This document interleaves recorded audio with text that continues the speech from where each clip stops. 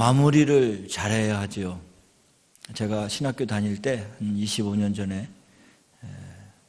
학교를 다니면서 할 수 있는 직업이 뭘까? 야채 가게를 다니다가 야채 가게가 너무 힘들어서 야채 가게는 12시간씩 해야 되고요. 일주일 내내 해야 되고 시간이 없어요. 그래서 어느 날 신문을 보다가 치과 기공소가 좋겠다. 그래서 제가 형님한테 가서 형님, 나 치과 기공을 좀 배우고 싶은데 수업료가 있는데요. 한 달에 600불씩이라고 그러네요. 근데 6개월을 다녀야 된다고 그러네요. 그랬더니 그래, 대주께 다녀라. 그래서 6개월간 치과 기공소를 다녔어요. 그래서 기술을 배우고 기술을 배우자마자 그 치과 기공소에서 저를 하이어해서 일을 하게 됐습니다. 이 치과 기공소에서 하는 파트가 4가지가 있는데 다 여러 번 설명하면 시간이 많이 걸리는데 돈이 제일 잘 되는 그 파트는 여러분이 이를 가지고 있는 하얀 이빨, 이거를 세라믹 또는 포셀린이라고 그래요. 돌가루를 그 삽으로, 조그만 삽, 그걸 물에 개서 퍼올려서 그 이빨 모양을 만드는 거예요. 근데 가르치는데 이빨 하나 주고 석고를 주고 이걸 파보라는 거예요. 일주일 내내 그 모양같이 똑같이 만들어내는데 그거 하는데 너무 힘들었어요. 나중에는 이제 6개월 배우고 나니까 조금 이제 아이디어가 나서 그 일을 만들기 시작하는 거예요. 그런데 이 돌을 물을 개서 쌓아 올려서 그거를 이에 똑같은 모양으로 해서 오븐으로 올라가면 오븐 1000도에서 이게 굳어져 버리는 거예요. 그러면 또 그걸 갖다가 또 다시 깎는 거예요. 진짜 이빨과 똑같이. 이 사람의 이빨을 본떠 왔는데 그 본뜬 거랑 똑같이 만들어야 되는 거예요. 위에 이빨이면 아래 이빨하고 맞아야 돼. 아구가 맞아야 돼. 먹지를 넣어가지고 이게 찍히면 고기를 또 갉아내야 돼. 그 하나를 만드는데 거의 3시간, 4시간이 걸리는 거예요. 근데 제일 중요한 게 이 피니시. 똑같은 이빨을 만들어도 색깔이 같아야 돼요. 쉐이드 A는 하얀 색깔이고 D나 E는 노란 색깔이에요. 제가 가끔 여러분 얘기하다가 이분은 쉐이드가 D구나 E구나 이렇게 판단할 때가 있어요. 담배를 많이 푼 분들은 이쪽에 가까워요. 왜냐면 니코틴이 많이 있기 때문에 숨길 수가 없는 거예요. 제가 모른 체 하는 거죠. 근데 이 쉐이드를 맞추고 그 쉐이드 가이드하고 이렇게 맞춰서 그 색깔을 칠한 다음에 마지막 오븐에 또 한 번 올려요. 그래서 그때는 1000도보다 훨씬 더 뜨겁게 오븐에도 넣어서 10분이면 이게 내려오는 거예요. 그럼 그걸 가지고 이제는 깎는 게 아니라 이 고무 같은 거로 막 비벼대면 이게 반짝반짝 빛이 나는 거예요. 그 마지막 피니싱을 잘하면 이빨이 살아 보여요. 살아있는 것처럼 보이는 거예요. 그래서 그걸 매니저한테 갖고 가면 매니저가 잘 됐다 그러면 기분이 타면 좋은데 이걸 막 집어 던져요. 어떤 때는. 이게 이빨이라고 했냐고 막 이러면. 그럼 얼마나 마음이 아픈지요. 다시 하려면은 3시간, 4시간이 걸리는 거예요. 그거 하나 해야 15불 받아요. 그럼 하루에 10개 하면 100불을 받는 거예요. 150불을 받는 거예요. 하루에 10개 하기가 힘든 거예요. 7개, 8개 막 하고 이제 저녁 때는 또 학교 가야 되니까 하는데 잘했다고 매니저가 딱 보고 마지막 피니싱 잘 됐다고 색깔이 맞다고 딱 하면 얼마나 기분이 좋은지 몰라요. 그런데 안 됐다고 딱 하면요 20장의 레포트를 썼는데 다 날아간 것처럼 그때 그런 기분이에요. 다시 시작해야 되니까 깬 다음에 다시 시작하는 거예요. 그러면서 그때 제가 깨달은 건 피니싱이 참 중요하구나. 마지막 광 내는 게 중요하구나. 구두 닦을 때도 여러분 물광을 내든 불광을 내든 그 헝겊으로 막 비벼가지고 번쩍번쩍 빛나기는 중요하고요. 여러분 또 바느질을 할 때 마지막 매듭을 잘 져야 그게 안 풀려요. 매듭을 잘 못하면 손톱이 없으면 매듭을 못한다든지 그러면 다시 풀리는 거예요. 그래서 저는 오늘 마지막 주일날 아름다운 마무리라는 제목으로 여러분과 함께 나누려고 합니다. 여러분 동물은 시간 개념이 없어요. 그렇죠? 아니 똥개가 남의 집에 놀러 갔다가 이제 저녁이 돼서 집으로 돌아가야겠다. 그래서 돌아갑니까? 출근하는 개를 보셨어요? 사람들이 끌고 다니는 거야 모르지만 자기 스스로 시간 개념이 없어요. 배고프면 밥 달라고 낑낑거리고, 먹으면 또 배부르면 자고. 돼지도 마찬가지예요. 먹을 거 있으면 막 꿀꿀꿀꿀 대면서 막 주둥이를 하면서 막 김치 대가리도 막 먹고 막 먹잖아요. 그리고 배부르면 또 가서 자고, 누웠던 자리에 또 눕고, 소변 대변도 그 자리에 또 부고 그러잖아요. 그래서 이 동물의 세계는 역사가 없어요. 변함도 없고 문화적인 발전도 없어요. 1000년 전의 돼지나 지금 돼지나 똑같은 거예요. 그죠? 아니, 생각이 있고 시간이 있고 시간의 관념이 있으면 나는 다음부터 이렇게 살면 안 되겠다. 똥 누는 자리에 또 누우면 안 되겠다. 그래서 발전이 있을 거 아니에요. 발전이 없어요. 그런데 우리 사람들은 다릅니다. 오늘보다 내일이 나아지고 지난달보다 이번 달이 더 낫고 작년보다 올해가 더 나아져야 돼요. 믿습니까? 시간의 흐름이 그거예요. 인간은 문화적인 발전이 있습니다. 왜냐하면 시간적으로 개념이 있고 또 시간이 지나가면서 깨닫기 때문에 그렇습니다. 하루 24시간 지나면서 취침 시간, 기상 시간 다 정해놓잖아요. 출근 시간, 퇴근 시간 다 정해놓잖아요. 그런데 오늘 여러분 12월의 마지막 2019년 마지막 주일을 보내면서 시작이 반이라는 말이 있었는데 벌써 끝이에요. 끝을 잘 마무리해야 돼요. 바느질에서 마무리 잘하듯이 구두 닦으면서 마무리 불광을 내듯이 일을 만들면서 피니싱을 잘하듯이 마무리를 잘해야 새로운 출발이 되는 거예요. 만약에 미용실 하는 사람이 피곤하다고 저녁에 다 머리카락 바닥에 떨어져 있고 의자도 막 돼 있고 다 지저분한 거 놓고 그냥 퇴근해버리면 그 다음날 와가지고 짜증날 거예요. 그렇죠? 다시 청소 다 해야 되고 다시 막 마루 닦고 막 해야 되잖아요. 근데 깨끗하게 청소해놓고 퇴근하면 그 다음날 와가지고 불만 데피면 되잖아요. 마찬가지로 우리가 마무리를 잘 해야 하는데 오늘 성경 말씀에 보니까 3절 한번 비춰주세요. 같이 한번 읽겠습니다. 시작. 너희가 이같이 어리석으냐 성령으로 시작하였다가 육체로 마치겠느냐. 여러분 시작할 때는 성령 충만해서 성령으로 시작했다가 마칠 때 육체로 끝내겠습니까? 그렇게 원하는 사람은 없을 거예요. 혈서를 쓰고 시작해도 마무리를 잘해야 소중하고 보람이 있는 거예요.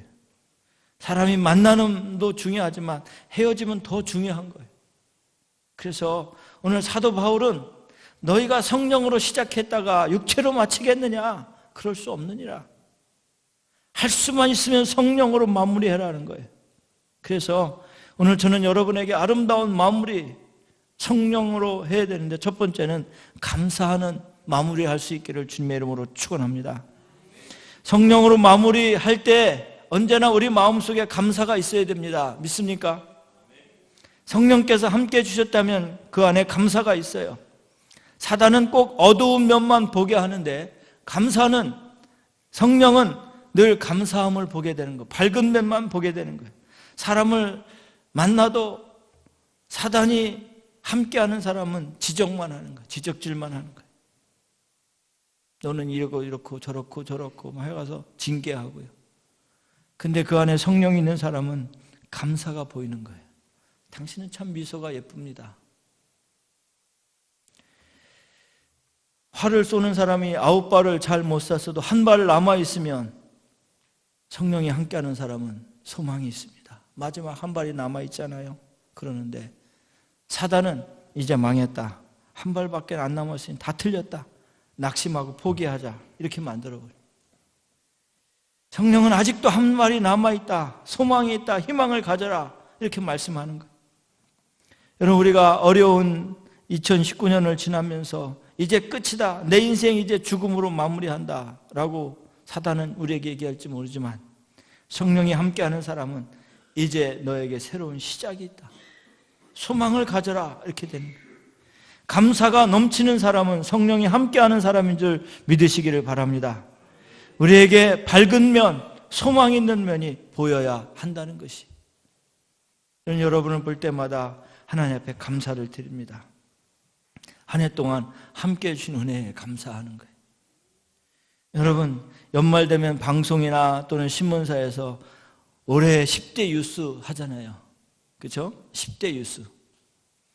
여러분, 근데 저는 여러분에게 제안합니다. 오늘 여러분에게 있어서 가장 큰 감사 10가지를 한번 적어보세요. 적다가 아마 울거려. 한 8번, 9번째 가다가 너무너무 감사해서 울거려. 여러분에게 정말 사랑을 전해준 감사한 사람 10명을 한번 적어보세요.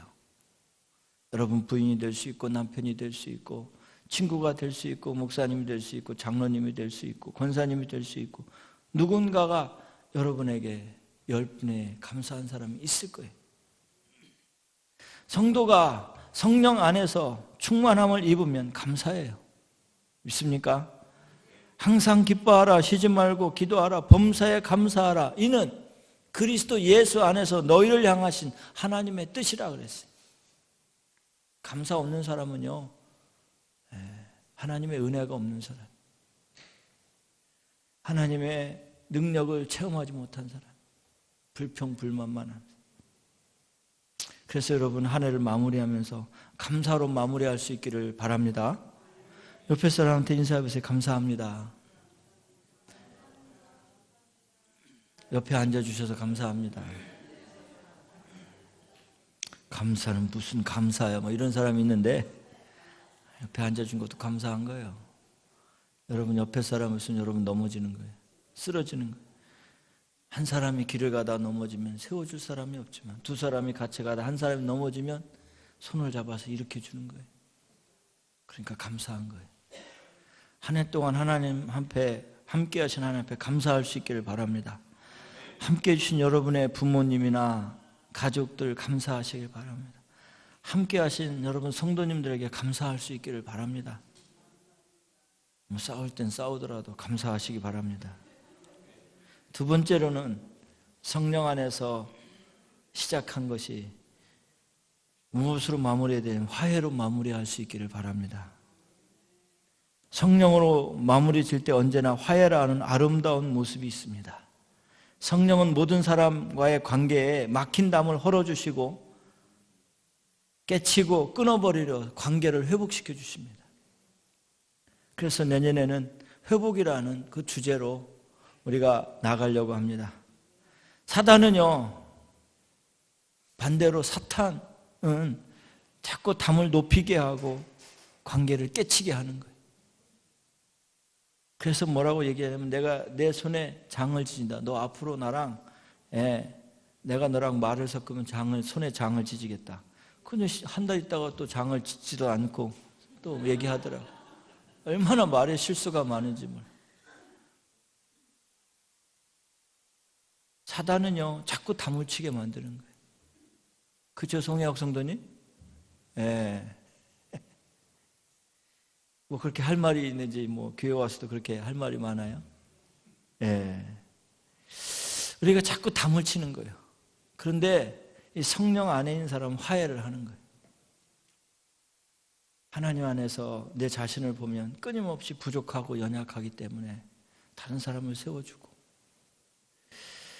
하나님과 우리 관계를 보면 죄 때문에 멀어지고 깨졌지만 성령님께서 오늘 우리가 화해를 시키고 예수님의 보혈로 우리를 깨끗게 하시고 화해시키신 것처럼, 요한복음 16장 7절 8절 보면 이렇게 말씀합니다. 내가 보혜사를 너희에게 보내리니 그가 와서 죄에 대하여 의에 대하여 심판에 대하여 세상을 책망하시리라 그랬어요. 성령께서 우리 마음에 오시면 우리 죄를 깨닫게 되고 그 얼마나 큰 문제인지 책망하게 하시고 회개하게 하십니다. 그래서 우리가 화해의 관계를 가질 수가 있는 거예요. 로마서 8장 1절 2절 보면, 그러므로 이제 그리스도 안에 있는 자에게는 결코 정죄함이 없나니 이는 그리스도 예수 안에 있는 생명의 성령의 법이 너와 죄와 사망의 법에서 너를 해방하였음이라 이렇게 말씀하고 있어요. 그래서 성령 안에 있는 사람은 죄의 문제를 해결받고 영적인 자유를 누리는 거예요. 한 해를 아름답게 마무리하고 싶은 분들은 하나님과의 막힌 담을 헐고 깨어진 멀어진 관계를 회복함으로 마무리할 수 있기를 주님의 이름으로 축원합니다. 저는 다윗을 참 좋아하는데요, 성경 인물 중에 다윗이라는 그분은 늘 하나님 앞에 자신의 죄를 철저하게 회개했습니다. 시편 38편에 보면 4절에 내 죄악이 내 머리에 넘쳐서 무거운 짐 같으니 감당할 수 없나이다 고백했어요. 18절에 보면 내 죄악을 고하고 내 죄를 슬퍼함이다 이렇게 말씀하고 있어요. 다윗은 작은 죄라도 하나님 앞에 날마다 회개했어요. 죄 때문에 늘 고민하며 슬퍼했습니다. 여러분, 성령님이 여러분과 함께 하신다면 화해의 손을 내미시기를 바랍니다. 제가 크리스마스 카드를 20장 정도 썼어요. 그러면 꼭 20장밖에 못 받더라고요. 30장 쓰면 30장 받는데 올해도 20장을 썼는데 이게 다 쓰다가 우리 성도님들이야 매일 보니까 인사로 하지만 멀리 떨어진 분이나 또는 자주 만나지 못한 분들은 카드로 제가 쓰는데 한 20명 정도 썼어요. 그런데 다 쓰고 났는데 한 명이 또 생각이 나는 거예요. 그분은 7, 8년 전부터 좀 섭섭했는지 저하고 관계가 끊어졌어요. 자꾸 하나님을 감동시키는 거예요. 써라. 다 썼는데요. 그분한테 한번 써라. 자꾸 그런 마음이 와가지고 새벽 2시간 넘었는데 그걸 쓰기 시작하는 거예요. 저는 써도 그냥 대충 쓰는 게 아니라 기도하고 한 사람 쓰는데 30분 걸릴걸요. 정성스럽게 쓰는데 눈물이 나더라고요. 그분하고 관계가 소홀해진 이유를 제가 하나하나 쓰면서 죄송합니다. 은퇴하신 목사님 그분 앞에 다 쓰면서 거기다가 정성스럽게 체크 200불짜리를 넣어가지고 보냈어요. 근데 그 사모님한테 답장이 왔어요. 제가 먼저 써야 되는데 목사님 죄송합니다. 이제 따뜻한 봄이 되면 제가 한번 찾아가서 맛있는 것 좀 대접하려고 그래요. 여러분이 먼저 마음문을 열고 화해의 손을 내밀면 그분도 여러분에게 같이 화해의 손을 내민다는 사실이에요. 그런데 우리는 너무 쉽게 마음의 문을 닫아버리고 안 보면 되지 뭐. 안 만나면 되지 뭐. 내가 뭐 아쉬운 게 있어. 집까짓 게 뭐라고. 이러면서 사람들이 마음의 문을 닫을 때가 많아요. 근데요, 그 때문에 손해나는 사람은 나라는 거예요. 끊임없이 여러분 화해의 손을 내밀 수 있기를 주님의 이름으로 축원합니다. 왜냐하면 하나님이 저와 여러분에게 화해의 손을 내밀어서 예수님을 이 땅에 보내주신 거예요. 예수님을 보내주시지 않으셨다면 하나님과 원수가 되어 저와 여러분 지옥불에서 영원한 그런 지옥에서 살 수밖에 없는 거예요. 그런데 하나님은 저와 여러분을 사랑하셔서 마지막까지 화해의 예수님을 보내셔서 제물로 삼으시고 십자가에 달려 죽게 만드신 거예요. 죄는 아파하시고 슬퍼하십니다. 그러면서 오늘 또 성령님은 우리를 신원하시고 우리를 위해 기도하고 계시다는 사실을, 예수님과 함께 우리를 위해 기도하고 계시는 사실을 믿으시기를 바랍니다. 그래서 아름다운 마무리는 화해예요. 화해. 여러분 영화를 보면 해피엔딩으로 끝나면 좋아요? 아니면 비극으로 끝나면 좋아요? 이 자식들 비극으로 끝내니까 그거 있어 보이네 뭐 이럽니까? 그거 뭐 간지나네 뭐 이럽니까? 화해로 끝나고 다 해피엔딩으로 행복하게 끝내면 가슴이 얼마나 여러분 따뜻해져요. 그렇죠? 마찬가지. 여러분이 화해의 손을 내밀고 나는 도저히 할 수 없지만 성령님의 도움받아 여러분이 화해하시면 그때 성령님이 여러분에게 강력하게 역사하는 줄 믿으시길 바랍니다. 사도 바울은 골로새서 3장 13절에 보면 이렇게 말씀합니다. 누가 네게 혐의가 있거든 서로 용납하고 피차 용서하되 주께서 너희를 용서한 것 같이 너희도 그리하고 그랬어요. 용납하고 피차 용서하라고 말씀하고 있어요. 여러분이 금년 한 해 마무리하면서 화해의 손을 내밀 수 있기를 바랍니다.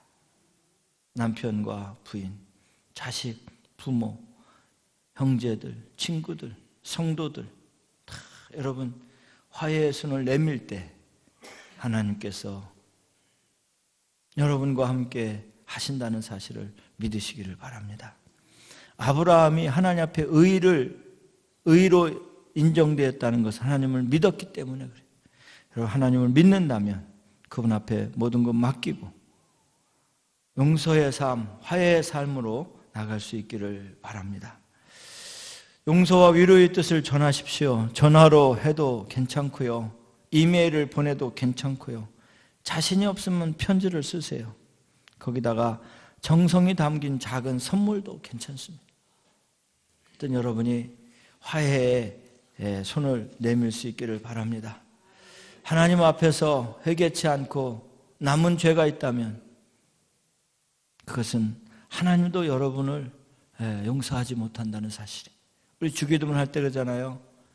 내가 다른 사람을 용서한 것 같이 나도 용서해 주십시오. 이렇게 기도하잖아요. 그래서 용기 내서 성령의 도우심으로 화해할 수 있기를 바랍니다. 첫 번째가 뭐라고요? 감사하라고. 두 번째가 뭐라고요? 화해하라. 세 번째는 비전입니다. 성령으로 마무리 지을 때 언제나 비전은 아름다운 모습을 갖게 됩니다. 요엘서 2장 1절에 보면 내가 내 신을 만민에게 부어주리니 너희 자녀들은 장래일을 말할 것이요 너희 늙은이는 꿈을 꾸며 너희 젊은이는 이상을 볼 것이다. 마무리하면서 여러분 새로운 한 해를 하나님 앞에 비전을 가지시기를 바랍니다. 더 좋은 꿈, 더 멋진 비전 한 해를 마감하면서 그 마무리를 지을 때 그것이 더 아름다운 거예요. 그러나 아무런 비전도 없이 꿈도 없이 마무리 진다면 정말 쓸쓸하고 안타까운 미래를 맞이하게 될 거예요. 은퇴하는 분들이 오랫동안 노후 준비를 하고 건강으로 준비하고 할 일을 준비하고 경제적으로 준비한 사람은 은퇴해도 아무 걱정이 없어요. 근데 주위에 보면 은퇴 준비를 안 한 목사님들이 은퇴하고 나서 갈 데가 없고 할 게 없고 돈이 없으니까 당신이 물려준 교회 와서 다시 와가지고 내가 다시 하겠다고 너 그거밖에 못하냐고 그래가지고 교회에 분란이 일어나는 거예요. 은퇴 준비한 사람은 유유히 떠나는 거예요. 그리고 다 맡겨놓고 하나님의 다른 비전을 놓고 그 비전을 위해 달려가는 거예요. 여러분 앞으로 어떻게 살 것인가 막막한데 여러분 정말 비전을 가지고 하나님 앞에 기도하는 시간들 되시기를 바랍니다. 새해가 되면 더 출세할 거야, 더 잘 살 거야, 돈을 많이 벌 거야, 이런 비전은요 세상 사람들이 갖는 거예요. 이방인들이 하는 거예요. 물론 우리도 이런 가질 수 있지만 더 고차원적으로 넘어가서 내가 하나님을 위해서 어떻게 살 것인가,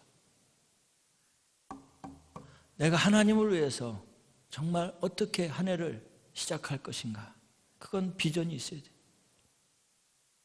오늘 제가 예배드린 첫 번째 읽어드린 먼저 그의 나라와 그의 의를 구하라 그리하면 이 모든 것을 채워주시는 거예요. 입을 거 먹을 거, 여러분 요즘에 먹을 거 없는 사람 있어요? 여러분 주위에? 물론 있겠지만 옛날처럼 그렇게 많지는 않아요. 거룩한 비전들을 여러분 가지시기를 바랍니다. 한 해라는 또 2020년이라는 한 해를 여러분에게 선물로 주실 거예요. 올해 돌아가신 분들 얼마나 많이 있어요.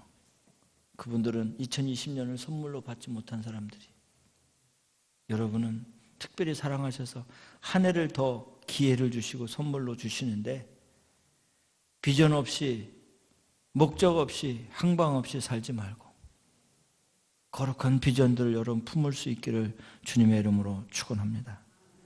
이틀 남은 2019년 어떻게 매듭을 질 것입니까? 여러분 한 해 동안 어떻게 살았습니까? 이제 여러분의 삶의 뒤안길로 사라지는 2019년 마무리를 잘해야 되는데 비전을 세우면서 마무리할 수 있기를 바랍니다.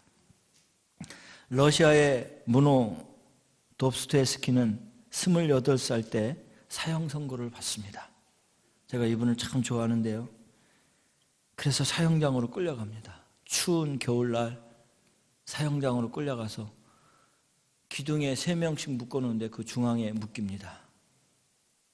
3명씩 그 기둥에 세우고 3명씩 한 기둥에 묶어서 이제 총살하려고 세워놨습니다. 도스토옙스키가 생각합니다. 시간을 보니까 이제 5분 있으면 사형을 집행합니다. 5분을 어떻게 사용할까? 28년 동안 살아왔지만 이 금쪽 같은 5분을 어떻게 보내고 죽을 것인가 결정해내야 되는 시간에 그는 이렇게 생각했습니다. 지금 나와 같이 형장에 끌려온 사람과 인사하는 그 사용하는데 2분, 그리고 지금까지 살아온 나의 삶을 정리하는데 2분, 그리고 나머지 1분은 하나님이 만드신 이 땅, 다시는 볼 수 없는 땅을 눈으로 쫙 보고 죽어야지.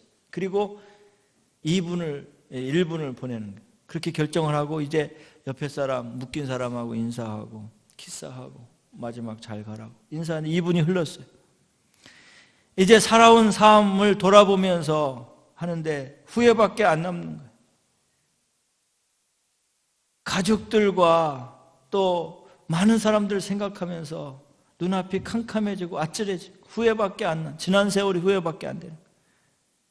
그렇게 2분을 보내려니까 저 끝에서 한 병사가 달려오면서 흰 수건을 흔들면서 멈추시오, 멈추시오. 황제의 특사입니다. 황제가 특명을 내렸습니다. 이분들을 사형시키지 마세요. 그래가지고 2분 남겨놓고 살은 거예요. 도스토옙스키가. 그리고 유배를 떠납니다. 저 시베리아로 유배를 떠나서 살면서 그는 늘 마지막 5분을 생각했다고 그래요. 그 유배의 지혜에서 그분이 쓴 작품들이 많이 있어요. 죄와 벌, 까르마조의 형제 뭐 이런 거. 그분 금쪽 같은 그러한 작품들을 다 썼는데요. 그 5분이 그 삶의 그 도스토옙스키는 그 5분이 그에게 가져다 준 축복이었다고 그래요. 여러분, 우리가 주님이 2020년을 허락할 때는 하나님 뜻이 계셔서 우리를 살려주시고 기회를 주신 줄 믿습니다. 저와 여러분이 이제 한 해를 마무리하면서 아름다운 마무리들이 될 수 있기를 바랍니다. Beautiful finish, 아름다운 마무리. 만남보다 헤어짐도 더 중요하다는 거예요.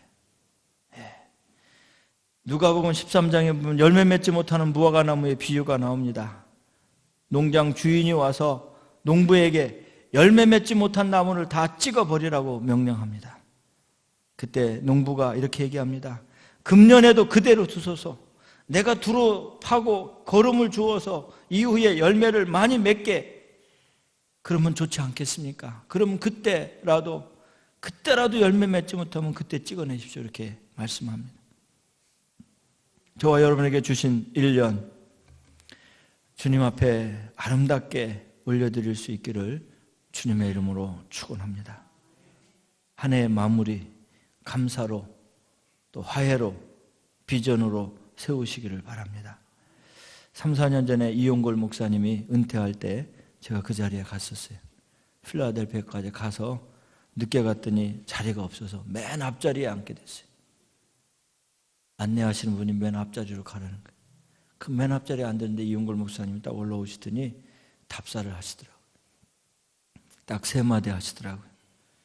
내가 35년 넘도록 영생 장로교를 섬겼는데 특별히 여러분한테 첫 번째로 감사를 드립니다. 하나님 앞에도 감사드리고 여러분께도 감사를 드립니다. 감사뿐입니다. 두 번째로는 미안합니다. 내가 여러분의 마음을 상하게 한 일이 있다면, 혹 인간적인 모습으로 여러분을 비춰줬다면 나를 용서해 주세요. 미안합니다. 그리고 마지막으로 여러분 사랑합니다. 지금까지 나와 함께 해주신 장로님들, 권사님들, 집사님들 감사합니다. 그리고 내려오시는데 그 모습이 너무너무 아름다워. 장로님들이 딱 두 줄로 도열하고서 다 허거하고 한 분 한 분 다 이렇게 말씀을 나누고 퇴장하시고 LA로 가시려다가 지금 뉴저지로 가서 사시는데 정말 아름답더라고요, 그 모습이. 여러분, 주님 앞에서 아름다운 마무리 하시기를 주님의 이름으로 축원합니다. Redeeming love.